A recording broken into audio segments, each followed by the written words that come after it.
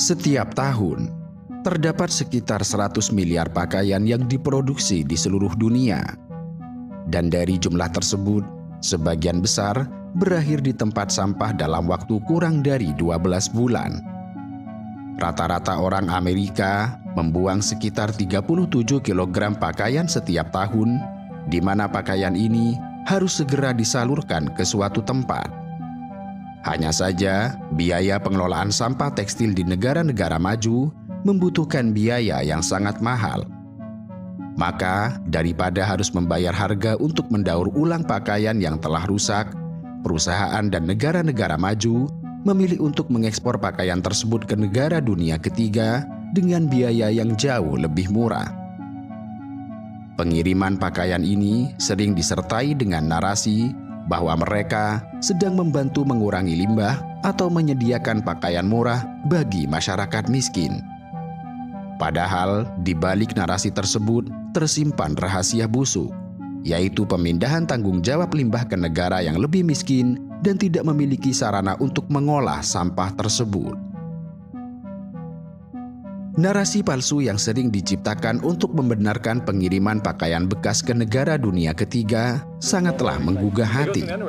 Tetapi pada kenyataannya, hal itu hanyalah kedok untuk menutupi kepentingan ekonomi dan industri yang tidak bertanggung jawab. Pengiriman pakaian bekas ke negara berkembang dipromosikan sebagai bentuk amal. Orang-orang di negara maju merasa bahwa mereka telah melakukan kebaikan dengan menyumbangkan pakaian yang sudah tidak mereka butuhkan, dan berpikir bahwa pakaian ini akan membantu orang-orang di negara miskin. Padahal faktanya, sebagian besar dari pakaian ini tidak dapat digunakan, dan bukannya menjadi bantuan, pakaian tersebut justru menjadi beban. Dalam era kesadaran lingkungan, perusahaan-perusahaan di negara maju seringkali berusaha mengemas ekspor pakaian bekas sebagai bagian dari inisiatif daur ulang yang ramah lingkungan. Namun kenyataannya, hanya sebagian kecil dari pakaian ini yang benar-benar dapat didaur ulang di negara dunia ketiga. Tekstil sintetis yang sering digunakan dalam pakaian modern seperti polyester tidak dapat terurai secara alami, dan teknologi untuk mendaur ulangnya tidak tersedia di banyak negara berkembang. Akibatnya, pakaian yang dikirim ke negara-negara ini hanya menjadi sampah tidak terurai yang menumpuk di tempat pembuangan akhir atau mencemari lingkungan alam. Narasi tambahan yang digunakan untuk membela perdagangan pakaian bekas adalah argumen bahwa pasar pakaian bekas menciptakan lapangan kerja di negara-negara penerima. Ini memang benar bahwa perdagangan pakaian bekas melibatkan ribuan pekerja, pedagang dan penjual di pasar-pasar lokal. Kendati demikian, narasi ini adalah ilusi kemakmuran. Sebab banyak dari para pekerja ini berada di sektor informal dengan pendapatan yang sangat rendah dan kondisi kerja yang tidak aman. Lebih dari itu, industri tekstil lokal yang sebelumnya menyediakan pekerjaan dengan upah layak telah rusak parah akibat banjir pakaian bekas yang lebih murah. Ironisnya, di negara-negara maju, organisasi amal atau pengepul limbah seringkali menjual pakaian bekas ini kepada pedagang internasional yang kemudian mengirimnya ke negara-negara dunia ketiga. Pedagang-pedagang lokal di negara penerima membeli pakaian ini dalam volume besar dan kemudian menjualnya di pasar-pasar tradisional.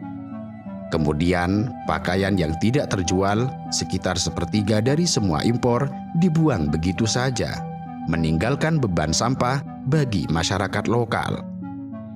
Ironisnya, negara-negara penerima seringkali membayar harga yang tinggi untuk pakaian bekas tersebut, sehingga memperkuat eksploitasi ekonomi di balik perdagangan ini. Perdagangan pakaian bekas yang dikini dikenal dengan sebutan mitumba telah berlangsung sejak tahun 1980-an. Mulanya, barang-barang ini dipandang sebagai alternatif murah bagi masyarakat kurang mampu, memberikan mereka akses kepada pakaian bermerek dari negara barat dengan harga yang sangat terjangkau. Kendati demikian, tanpa mereka sadari bahwa barang-barang tersebut justru membunuh mereka secara perlahan.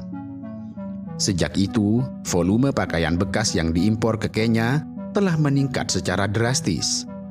Menurut laporan Oxfam, Kenya mengimpor lebih dari 185.000 ton pakaian bekas setiap tahunnya. Nilai impor pakaian bekas pada tahun 2020 saja mencapai sekitar 176 juta dolar, menjadikan Kenya sebagai salah satu negara terbesar di Afrika yang menerima pakaian bekas dari Eropa, Amerika Serikat, dan Asia. Tentu saja, Kenya mesti menerima dampak serius dari impor pakaian bekas tersebut. Salah satu dampak paling signifikan dari impor pakaian bekas adalah kerusakan industri tekstil dan garmen lokal. Pada masa sebelum masuknya mitumba secara besar-besaran, Kenya memiliki industri tekstil yang cukup kuat dan kompetitif.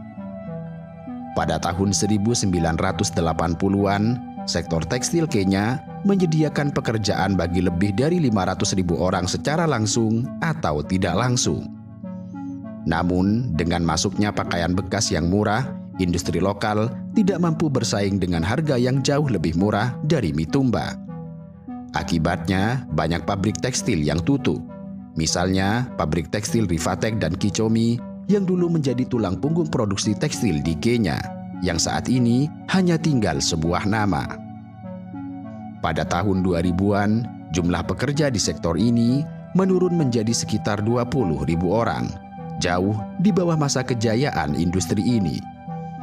Alih-alih membantu negara dunia ketiga membangun industri tekstil yang mandiri dan berkelanjutan, impor pakaian bekas justru membuat negara-negara ini semakin bergantung pada negara maju.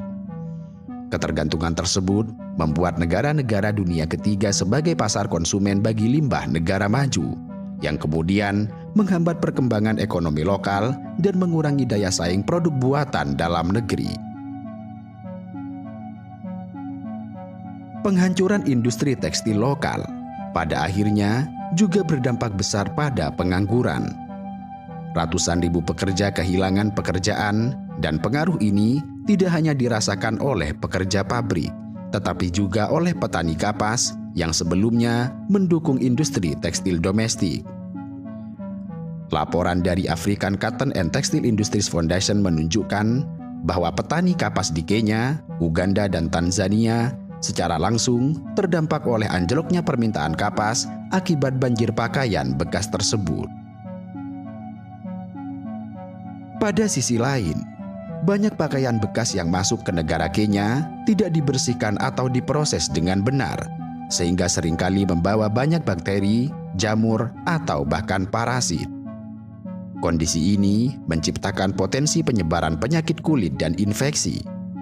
Pusat Pengendalian dan Pencegahan Penyakit menyebut bahwa pengolahan pakaian bekas yang tidak benar dapat menjadi jalur penyebaran penyakit yang disebabkan oleh mikroorganisme patogen.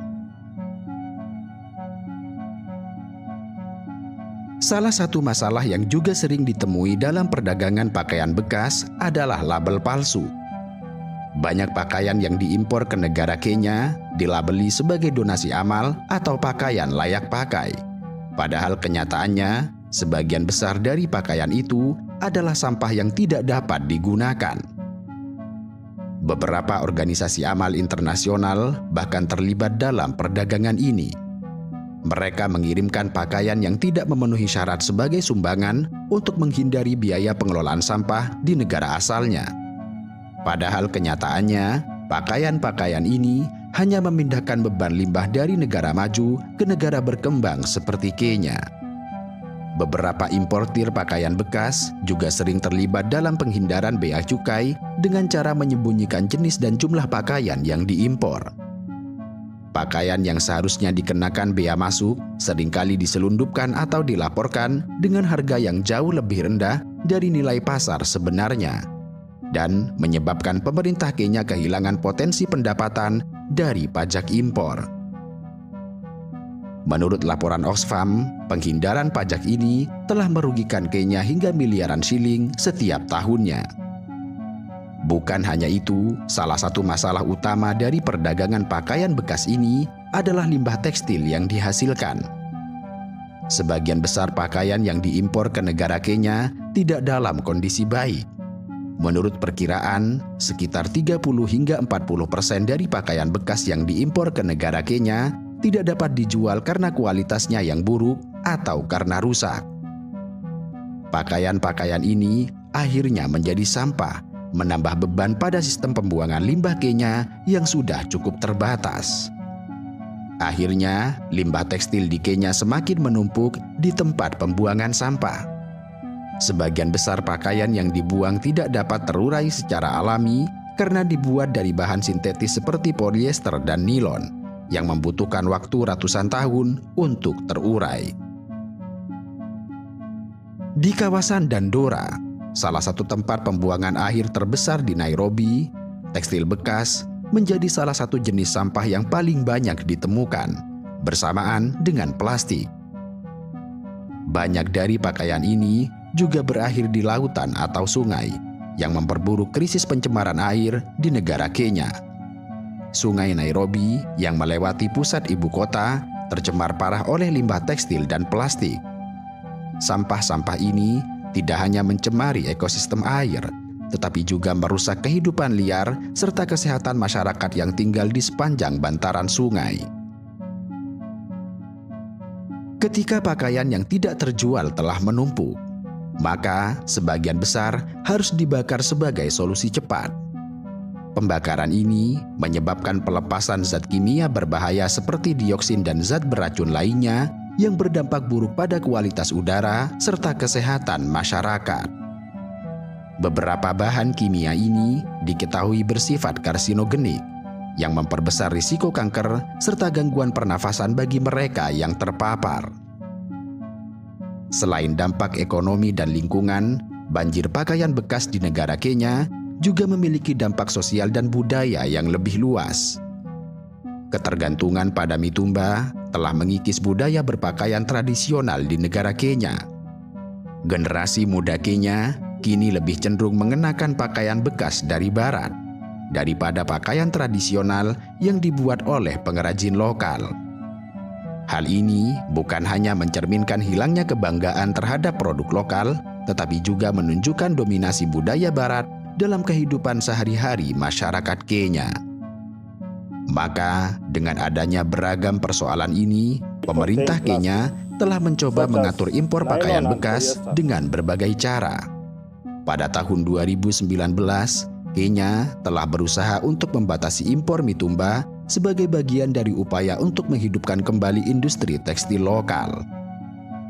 Kendati demikian, keputusan ini mendapat tantangan keras dari pedagang mitumba serta kelompok-kelompok ekonomi informal yang bergantung pada perdagangan ini. Dan dalam menghadapi tekanan ekonomi dan politik, pada akhirnya regulasi tersebut gagal diterapkan secara efektif.